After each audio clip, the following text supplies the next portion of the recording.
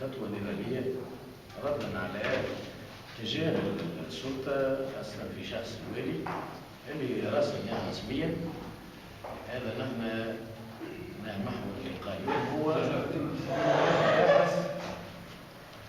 تجاه الوالي طلب جلسة عمل.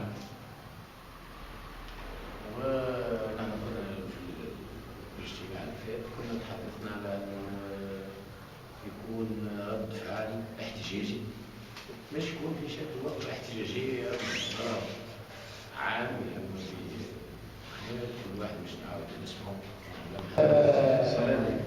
ليس معناها تضامن مع أعضاء الهيئة، هي تضامن مع مطالب الهيئة مكثر. صدر المحزي الناطق الرسمي باسم هيئة تصحيح مسار الثورة في مكثر. اليوم اجتمعنا الساعة 6 أغلب أعضاء الهيئة وخذينا قرارات. القرارات هذه جاءت على أثر الاجتماع العام، وبعد الاجتماع العام وجهنا للسيد والي سليانة مراسلة نطلب فيها اجتماع للتفاوض، واعطيناه أسبوع لكنه رفض وتعنت، والرفض هذا قادنا باش اليوم ناخذ قرار في إضراب عام رسمي يوم الخميس 12 أكتوبر 2012.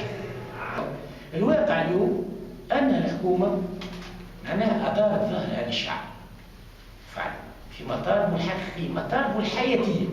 لو أنت تشوف الجهات كلها مش معناها مكثر هو اكسبسيون، مكثر هي جزء لا يتجاوز من كامل الجمهورية، مش شمال والجنوب. الحكومة أدار ظهرها، قد الحكومة معناها تفاوض في الهياكل نتاع الاتحاد العام التونسي للشغل.